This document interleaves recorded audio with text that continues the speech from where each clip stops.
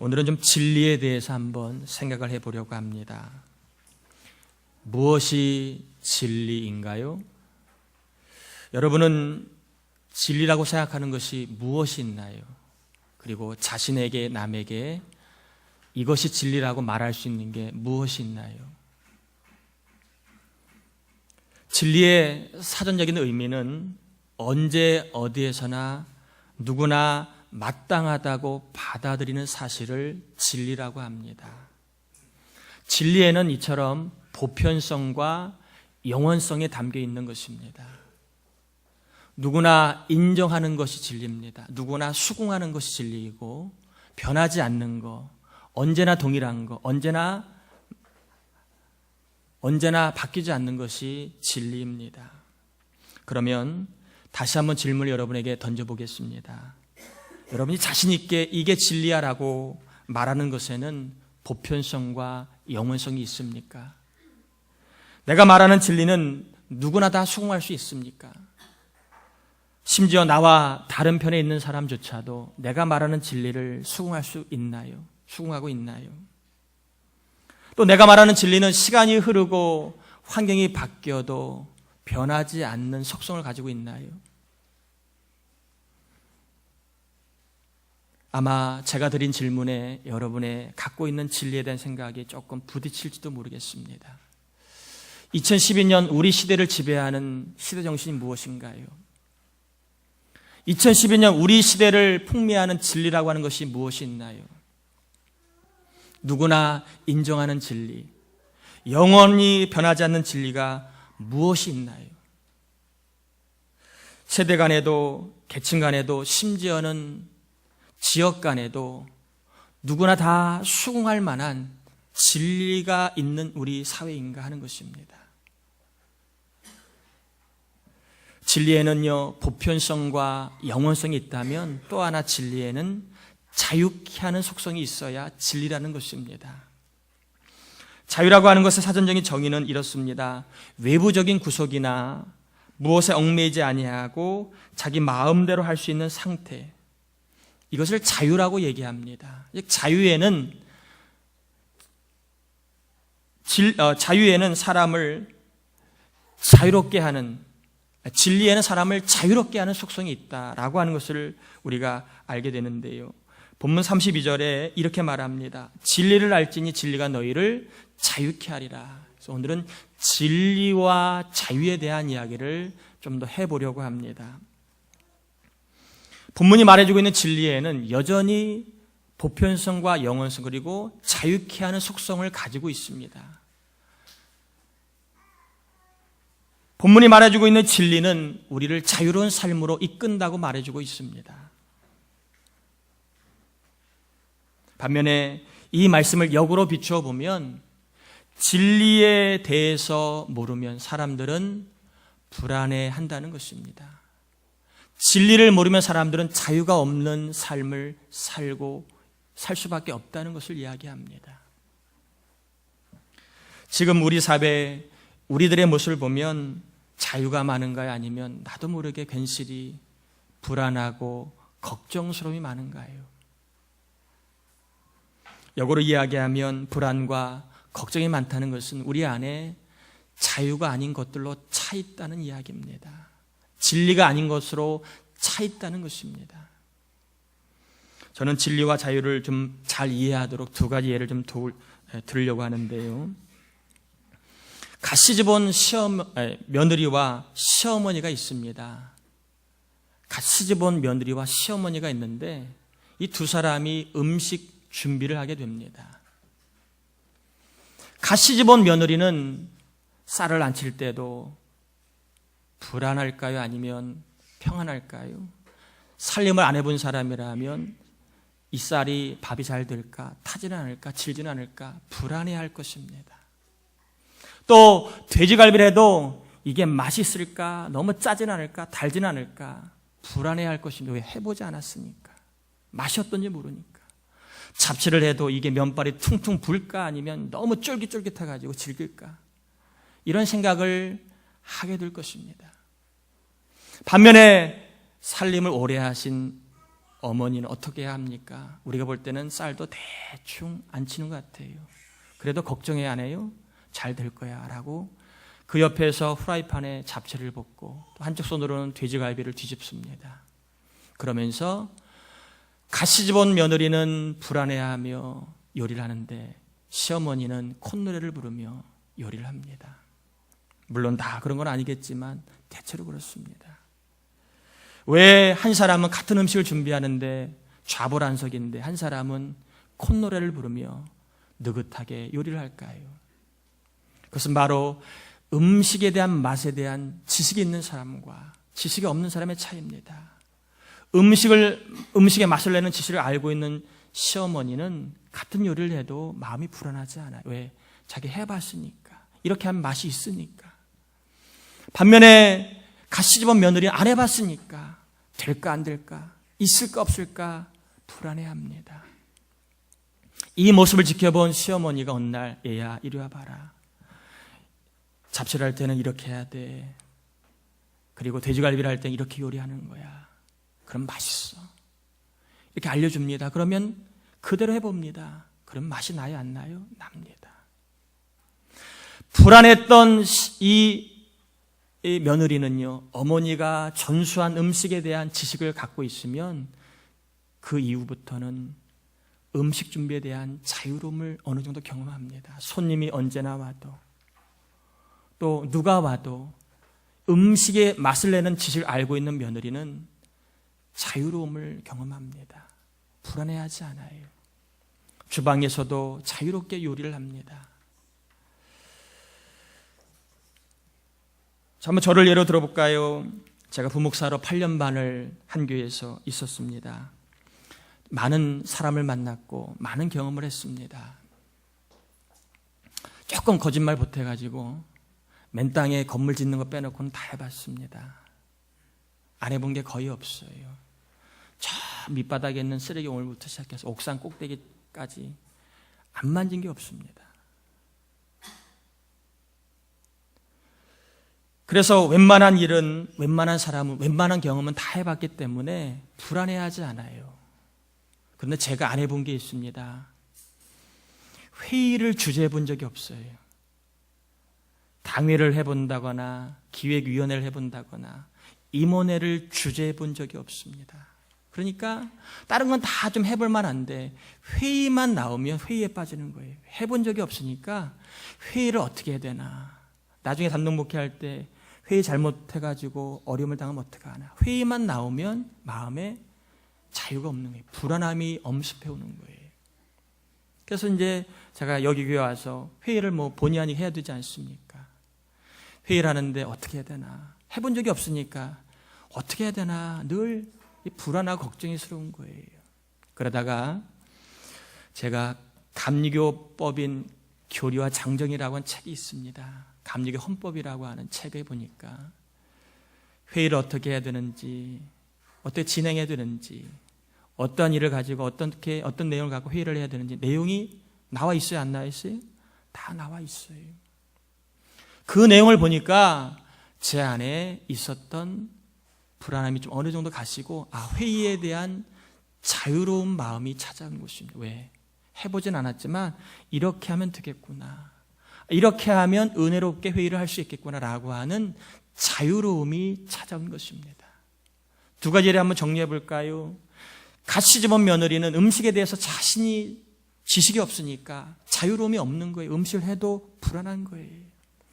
회의를 주관해 본 경험이 없는 저는 회의에 대한 두려움이 있었던 것입니다. 그런데 어머니로부터 음식 만드는 법을 전수받고 그리고 교리와 장정을 통해 회의 진행하는 법을 알고 나니까 제가 불안해하지 않고 자유로움을 경험했던 것을 고백합니다. 한번 본문으로 다시 들어가 볼까요? 여러분은 살면서 걱정이 많은 편인가요? 아니면 걱정에서 좀 해방된 삶을 살고 있나요? 여러분 하루하루가 염려가 많은 편인가요? 아니면 염려에서 좀 자유로운 삶을 살고 있나요?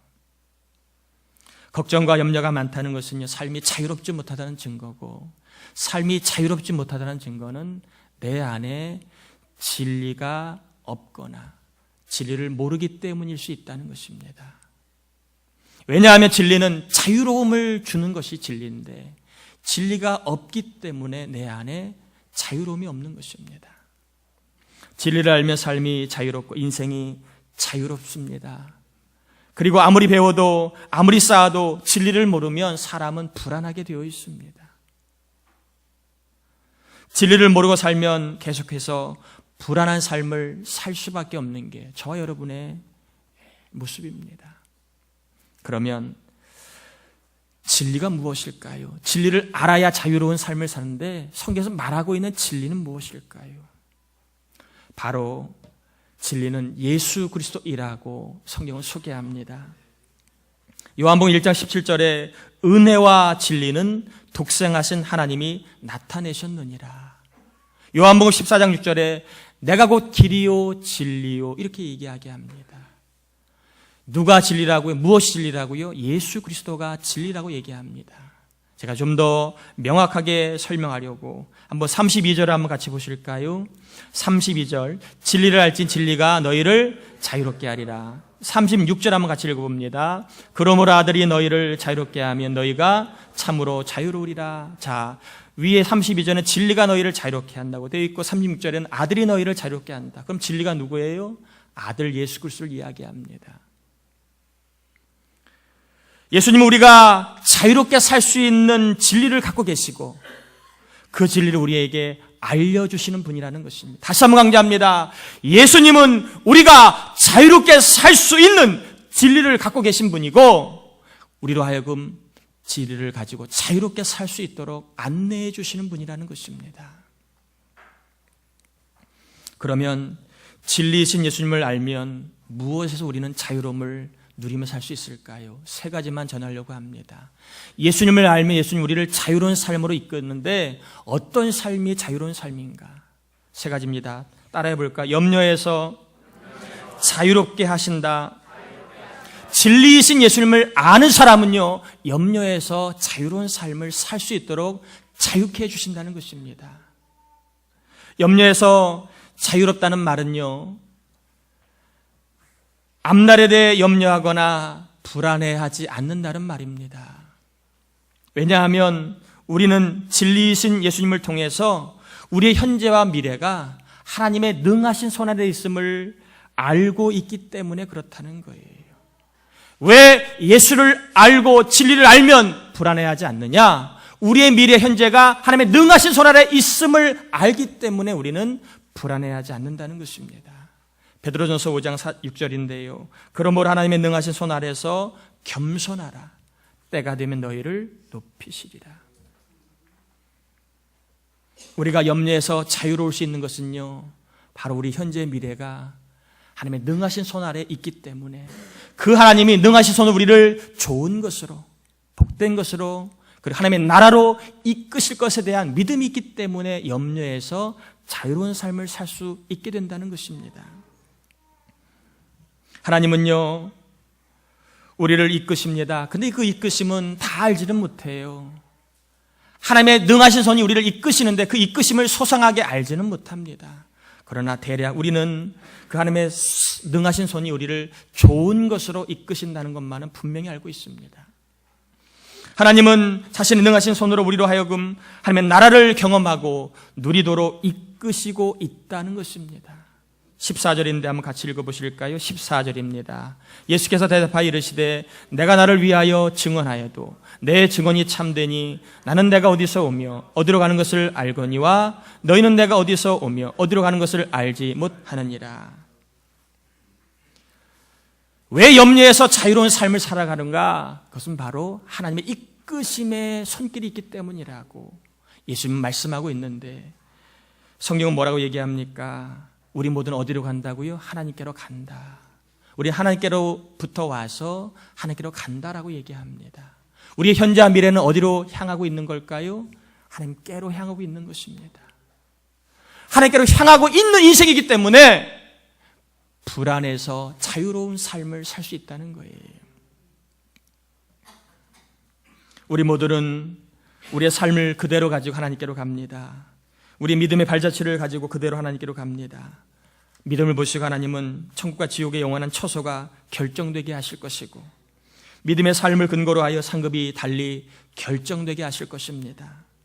이러한 진리를 아는 사람, 하나님의 능하신 손이 나를 하나님의 나라로 이끄심을 아는 사람은요, 자신의 연약함에 대해서, 그리고 자신의 고통에 대해서, 자신의 문제에 대해서 믿음으로 반응하며 믿음의 싸움을 싸운다는 것입니다. 저와 여러분이 하나님의 능하신 손 아래 우리가 거하고 있음을 기억하며 믿음의 경주자가 되기를 축복합니다. 우리 옆 사람하고 인사 한번 나눌까요? 우리 믿음의 경주자가 됩시다. 한 번 더 인사할까? 하나님의 전능하신 손길이 함께 하십니다. 좀 매가리 없이 하지 마시고 입 좀 크게 열어서 하세요. 좀 이따 밥도 먹는데 그러지 마시고. 자, 다시 한번 합시다. 우리 옆 사람 인사합니다. 우리 믿음의 경주를 합시다. 한 번 더 합니다. 하나님의 전능하신 손길이 함께 하십니다. 두 번째, 진리이신 예수님은 우리로 하여금 염려에서 자유롭게 한다. 두 번째는 죽음과 실패에 대해서 자유롭게 하신다는 것입니다. 죽음에서 자유롭다는 말은 죽음에 대해서, 그리고 죽는 것에 대해서, 실패에 대해서 염려하거나 불안해하지 않는다는 것입니다. 제가 자유의 반대로 불안을 들고 있습니다. 왜냐하면 죽음은 죄인에게 주어지는 형벌인데 진리이신 예수님을 통해 우리는 죄에 대해서, 사망에 대해서 구원받았음을 알게 되었기 때문입니다. 예수 믿는 성도는 그리하여 인생의 끝에 대해 죽음과 그 이후에 대해서 더 이상 불안해하지 않습니다. 오히려 인생의 끝자락 너머에 하나님의 영원한 세계를 동경하고 소망합니다. 인생의 끝에 대해, 죽음에 대해, 혹은 실패에 대해 불안해하는 분이 있다면 죄와 사망에서 건져주시는 구원자 되신 예수 그리스도를 믿으시기 바랍니다. 34절 35절 한번 같이 읽어보실까요? 34절 35절입니다. 예수께서 대답하시되 진실로 진실로 너희에게 이르노니 죄를 범하는 자마다 죄의 종이라. 종은 영원히 집에 거하지 못하되 아들은 영원히 거하나니. 하나님의 자녀는요, 죽음에 대하여, 죽음에 준하는 실패 고통에 대하여 눌리지 않습니다. 까짓것 죽으면 천국 영생이라고 하는 두둑한 배짱을 가지고 현실의 수없이 많은 괴로움 속에서도 하나님을 의지하며 승리에 대한 소망을 붙잡고 살게 됩니다. 우리 옆 사람이 한 번 더 인사할까요? 두둑한 배짱으로 승리하시길 바랍니다. 한 번 더 할까요? 믿음의 배짱으로 승리자가 되시길 축복합니다. 제가 자꾸 시키는 이유는 중요하기 때문에 그래요. 누군가가 들어야 될 분이 계시기 때문에 반복하는 것입니다. 세 번째로, 진리이신 예수님은 우리를 염려에서, 죽음에서, 실패에서 자유롭게 해주신 다음에 마지막으로 고독에서 자유롭게 해주십니다. 인생을 살면서 친구가 점점 떨어집니다. 제가 알고 있던 친구들도 몇몇 떠나간 친구가 있습니다. 나를 이해해주는 사람이 갈수록 줄어듭니다. 시간을 함께 해줄 사람이 점점 손가락에 꼽힙니다. 이제는 식사 한번 하자고 전화할 사람이 별로 없어요. 인생의 짐을 나눌 수 있는 사람은 더더구나 갈수록 줄어듭니다. 말을 나눌 사람, 편하게 마음을 나눌 사람, 심지어는 슬픔과 기쁨을 나눌 수 있는 사람이 갈수록 많지가 않습니다. 여러분 어떠신가요? 자식에 대해서도 마음껏 이야기하고 싶어도 이야기할 수 없습니다. 심지어는 자식 자랑도 마음껏 하지 못합니다. 속을 나눌 수 있는 사람은 별로 없는 것 같습니다. 미국에는요, 포옹방이 있다고 그래요. 포옹방. 죄송합니다. 저도 안 가봤습니다. 기사로 접한 것인데, 포옹방은 30분간 포옹해주고 돈 버는 거예요. 또 어떤 손님은 자기는 결혼하고도 포옹방에 오겠다고 하는 정신 나간 손님도 있다고 그래요. 저는 이걸 보면서 오늘날 우리가 얼마나 고독하면 돈을 주고라도 자기 외로움을 좀 잠깐이라도 잊어볼게 할까 하는 우리의 자화상을 한번 엿보게 됐습니다. 여러분은 누군가가 여러분을 좀 안아주기를 바라지 않습니까? 힘들 때, 속상할 때, 마음을 나누고 싶을 때 누군가 편안하게 나를 좀 안아줄 사람이 좀 필요하지 않나요? 남자들은 나이를 먹으면 여자 눈치를 더 많이 본다고 그래요. 그 나이가 언젠지는 모르지만 아마 40이 넘어가면 그렇게 시작되는 것 같아요. 왜? 제가 지금 겪고 있으니까. 저도 이렇게 아내가 이렇게 안 해주고 그러면 참 좋을 텐데 잘 안 해줘요. 자, 그러면 제가 참 힘을 내고 살 텐데 안 안아줍니다. 저도 좀 고독한 것 같아요. 그런 면에서. 우리 아내들 또 어머니들 계시다면 자식들, 가족들 좀 안아주세요. 오늘 설교 다 까먹어도 좋으니까 집에 가서 한번 안아주세요. 안아주세요. 왜? 내 가족 중에 누군가가 외로운 사람이 있습니다. 우리 교우 중에 누군가가 고독한 사람이 있어요. 한 번만 안아주면 힘을 낼 수 있는 사람이 있습니다. 한 번만 안아주면 용기를 낼 수 있는 사람이 있습니다. 아마 여러분도 그런 마음이 들 때가 있잖아요. 야, 누가 나를 한 번만 안아주면 좋겠는데 소 닭 보듯이 쳐다만 보고 아무것도 하지 않을 때.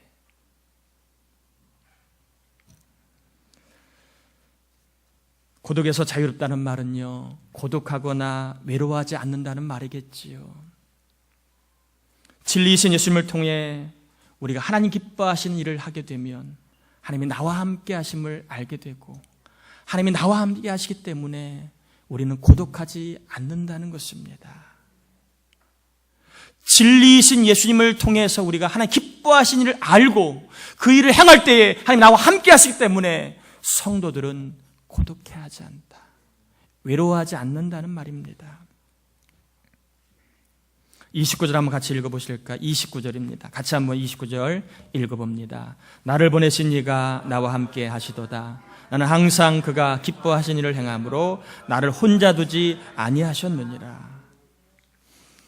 하나님이 진리이신 예수님 때문에 우리가 알려주는 게 무엇입니까? 고독에서 자유로운 삶을 살아가는 것. 하나님 기뻐하시는 삶을 살라는 것입니다. 그러면 어느 누구도 고독하지 않도록 하나님이 함께 해주시고 홀로 두지 않으시겠다라고 말씀하고 있습니다. 우리 모두는 하나님 기뻐하시는 일에 힘을 내야 합니다. 왜냐하면 하나님 우리를 하나님 기뻐하시는 일을 하는 사람에게 홀로 두지 않기 때문에 그렇습니다. 여러분, 홀로라고 외롭다고 하지 마시고 내가 있는 자리에서 하나님을 기쁘시게 할 것이 무엇인가를 위해 노력하고 그리고 힘을 내시길 바랍니다. 마지막으로 제가 국립재활원의 재활연구소 부소장이신 김종배 이 부소장의 삶을 한번 소개하고 마치려고 합니다. 이분은 유명 사립대학에서 전산 분야 교수가 되겠다고 하는 꿈을 가진 전도 유망한 그런 청년이었습니다. 근데 어느 날 친구 옥탑방에 놀러 갔다 내려오는 길에 그만 3m 아래로 추락을 합니다. 추락을 했는데 보니까 5번 척추가 고장났습니다. 척수 장애인으로 가슴 밑은 마비가 되어서 이제 살아가게 되었습니다. 정작 본인도 어제까지는 멀쩡했는데 졸지에 갑자기 휠체어를 타고 그리고 몸을 마음대로 움직일 수 없는 마비, 전신마비 장애가 되니까 얼마나 속상하고 괴롭겠습니까? 그저 방 안에 있는 창을 통해 밖을 보면 나는 종신형을 받은 사형수야. 나는 마지못해 사는 거야. 이런 생각을 가지고 자기의 하루하루를 그냥 바라봤다는 것이지요. 죽고 싶어도 마음대로 죽을 수도 없는 마비 환자니까 죽고 싶다는 생각만 했지 죽을 수도 없는 이러지도 저러지도 못하는 그러한 삶을 살고 있었습니다. 고통과 죽음만을 묵상하던 그에게 희망이 찾아온 것은 어느 날 누나가 성경을 갖다 주었습니다. 그리고 말하기를 이제는 우리가 하나님께로 가야 될 때다. 하나님께로 가자. 이 누나의 말에 이 김 부소장님이 성경을 읽기를 시작을 합니다. 읽다가 충격을 받은 말씀이 오늘 요한복음 8장 32절에 진리를 알지 진리가 너희를 자유케 하리라. 우리는 자유로운 몸을 갖고 있으니까 이 자유에 대해서 사실은 감각이 덜하잖아요. 이 부분은 전신마비니까 자유라는 말이 자기를 빵 친 것입니다. 내가 진리를 알면 내 인생이 자유로울 수 있겠구나 하는 이 하나님의 그 음성과 은혜를 깨닫게 된 것입니다. 건강할 때는 학문과 과학이 진리라고 믿고 그것으로 소망과 자유를 얻고 살았지만 정작 장애를 입고 보니까 학문과 과학이 자신에게 더 이상 소망과 자유를 주지 못함을 알았습니다. 몸뿐만 아니라 마음도 자유롭지 못하고 늘 절망과 죽음에 대해서 이러한 죽음의 생각에 포로로 살고 있었던 것입니다. 그러던 어느 날 진리가 너희를 자유케 한다는 말을 듣는 이 부소장은 이 말씀을 그대로 믿으려고 했습니다. 진리가 나를 자유케 해. 과학이 나를 자유케 하지 못하고 현대의학이 나를 자유케 하지 못한 내 삶을 진리가 나를 자유케 해. 진리가 누구일까? 예수 그리스도였습니다. 예수 그리스도를 붙들면 내 삶이 얼마든지 자유를 살 수 있겠구나. 비록 몸은 자유롭지 못하지만 삶만큼은 내가 자유로울 수 있을 거야. 몸은 손과 발은 자유롭지 못하지만 내 생각만큼은 자유로울 수 있을 거야. 나 진리 안에서 자유로운 삶을 살 거야. 진리를 발견하고 진리 되신 예수님 안에 그는 자유로운 삶에 대한 동경을 하기 시작을 합니다. 그러면서 그는 불안해하지 않는 자유, 절망하지 않는 자유, 소망할 수 있는 자유, 열심히 살 수 있는 자유, 최선을 다할 수 있는 자유를 진리 되신 예수님 안에서 샘솟듯 경험하게 됩니다. 죄책감과 무력감에 시달리던 그는요, 예수님이 진리이시고 그분이 나를 자유케 하시는 분임을 아는 순간부터 그의 생각이 바뀌기 시작합니다. 건강할 때 천방지축으로 살다가 꼼짝 못하는 신세가 되었으니 이제라도 하나님 앞에 바르게 살고 보시기에 부끄럽지 않는 삶을 살자고 다짐했고, 그게 사소한 일이라 할지라도 뭐든 열심히 하면 하나님 앞에 바로 설 수 있다는 생각을 갖게 되었습니다. 진리 안에 그의 생각이 바뀌었습니다. 사소한 일이라도 열심히 하면 하나님 앞에 바르게 살아가는 거야. 또한 그의 삶도 달라졌습니다. 자신의 장애조차 하나님의 계획이라고 믿게 되었고요. 내 욕심대로 달려가는 인생은 의미가 없는 것임을 알고 앞으로 내가 믿음을 가지고 하나님의 뜻대로 하나님을 의지하며 최선과 열심을 다하는 그러한 삶을 살자. 열심과 최선을 다하는 의미 있는 인생을 살자라고 고백하며 지금까지 사소한 일에도 열심을 내며 살고 있다고 합니다. 저는 이 시간 말씀을 정리하며 혹시 우리 안에는 어떤 불안함이 많이 있나요? 우리 안에 어떤 고독과 외로움이 있나요? 또 우리 안에 혹여나 실패와 죽음에 준하는 고통 가운데 벗어나지 못하고 있는 그러한 염려하는 삶이 있나요? 이 김부소장처럼 진리이신 예수를 통하여 염려에서 자유롭고 죽음과 실패의 고통에서 자유롭고 그리고 고독감에서 자유로운 이 자유의 삶을 우리 교회와 저 여러분 모두와 우리 가정과 자녀들이 경험할 수 있기를 주 예수의 이름으로 축원합니다. 특별히 불안해하지 않고 사소한 일에도 여러분 만족하며 최선을 다하는 자유로운 삶을 예수 안에서 누리고 경험하시기를 주의 이름으로 축복합니다. 우리 찬양 한 곡